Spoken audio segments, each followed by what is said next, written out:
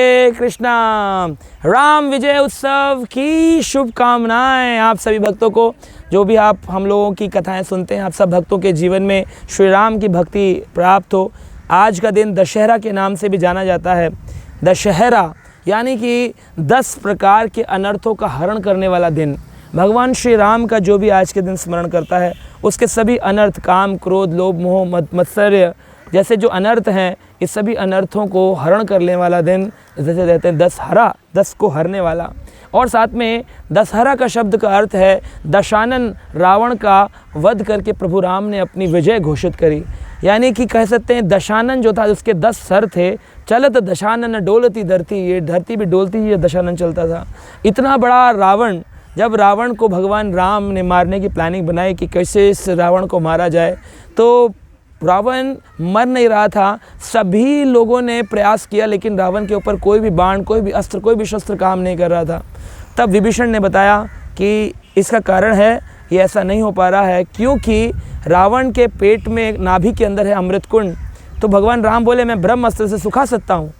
तो विभीषण ने कहा कि ब्रह्म अस्त्र से इस नाभि कुंड के जो अमृत है उसको आप सुखा नहीं पाएंगे, क्योंकि इसके लिए एक स्पेशल बाण है जिसको छुपा करके रावण ने अपने ही कक्ष के अंदर रखा है। तो उन्होंने कहा कि अब उसका पता कैसे लगाया जाए। तो हनुमान जी को सेवा मिली। हनुमान जी बोले मैं जाऊंगा प्रभु राम और मैं सेवा करूंगा। हनुमान जी ने कहा जय श्री राम, एक विप्र रूप बनाया ब्राह्मण का और पहुंच गए मंदोदरी के पास।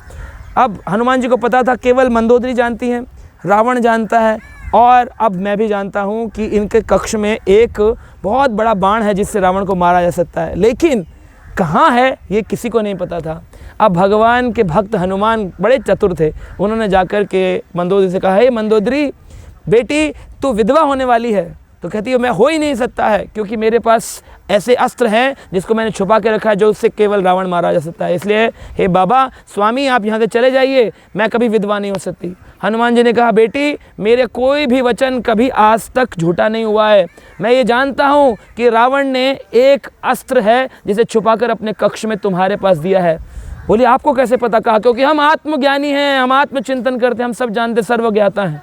ये बात सुनकर मंदोदरी घबरा गई, उनकी वाक्पटुता में फंस गई और उन्होंने बोला अरे अब तो बताना पड़ेगा। कहा महाराज क्या आप जानते हैं कि वो कहाँ रखा है? कहा इतना मुझे नहीं पता है कि वो सुरक्षित है खंबे के अंदर, लेकिन कहाँ है ये मुझे नहीं पता। लेकिन बेटी एक बार मुझे चेक करवा दो, कहीं ऐसा ना हो। मैंने सुना है रावण तो मारने के लिए राम की सेना में बड़े बड़े वानर हैं, बलशाली हैं, वो कभी भी कूद करके आएंगे, खंबा तोड़ कर ले जाएंगे।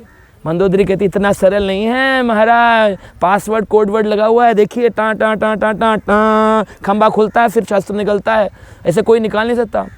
तो बोले बेटी एक बार मुझे चेक करा दो, मैं पुष्ट करना चाहता हूँ, क्योंकि तुम मेरे लिए बड़ी प्रिय हो, रावण मेरे लिए बड़ा प्रिय है, कहीं ऐसा ना हो विनाश हो जाए।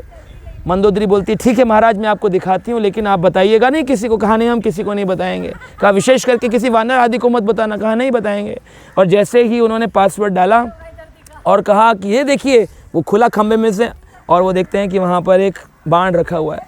कहा देखिए अब ये जो बाण है इसमें अगर कोई और इसका स्पर्श करता है तो सायरन बज उठेगा, चाँ चाँ चाँ चाँ, तो कोई नहीं उठा सकता।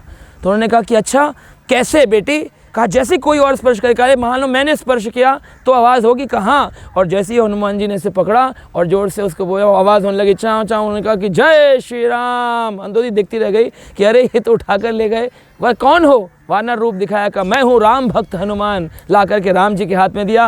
रावण को मारने के लिए प्रभु राम ने अपने धनुष बाण पर 31 बाण चलाए। 10 बाणों से उसके 10 सरों का हरण कर दिया और 20 बाणों से उसके 20 हाथ काट दिए। 31वां बाण जो हनुमान जी लेके आए थे, जिसे उसने मंदोदरी के कक्ष में रखा था, एक बार में नाभि के अमृत कुंड को सुखा करके रावण का वध कर डाला। जब रावण मरने लगा तो सबने पूछा रावण तुमने तो कहा था मुझे संसार में कोई नहीं मार सकता, न पशु मार सकता है न कोई देवता मार सकता है, फिर ये क्या हो गया? किससे तुम मर रहे हो?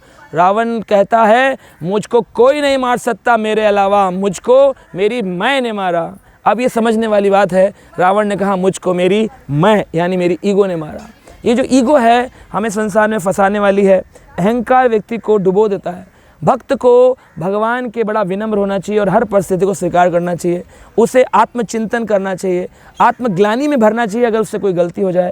इस तरह का चिंतन करने का दिन है दशहरा। यानी कि हे प्रभु राम, ये प्रार्थना करनी चाहिए, हमारे सारे अनर्थों को निकाल दीजिए, हमें अपाप विधम बना दीजिए, हमारे अंदर कोई पाप न रहे। और बड़ी खुशी की बात है कि इस समय हम आए हुए हैं रामेश्वरम तीर्थ में, और यहाँ आप देख सकते हैं ये वही सागर है जिस पर चलकर प्रभु राम गए थे और रावण को मारने के लिए लंका, और 3 दिन के अंदर सेतु बना दिया था सारे वानरों ने। पहले दिन में 14 योजन, दूसरे दिन में 36 योजन और तीसरे दिन में 50 योजन बना के 100 योजन पर पुल बना दिया। ऐसे प्रभु राम की अद्भुत लीलाएं यहाँ पर रामेश्वरम धाम में हुई हैं। तो आज दशहरा का बड़ा अद्भुत दिन है, भगवान राम का स्मरण करें, उनसे प्रार्थना करें। रामेश्वरम धाम में जो आता है वो पाप मुक्त हो जाता है, ऐसा कोई पाप नहीं जो उस व्यक्ति का वापस जाए। तो इस दशहरे पर मैं प्रार्थना करूँगा हमारे सभी भक्तों को कि उनके जीवन में सारे पाप मुक्त हों, हरि कथा का श्रवण करते रहें, हरि नाम भजन करते रहें और बोलते रहें जय श्री राम।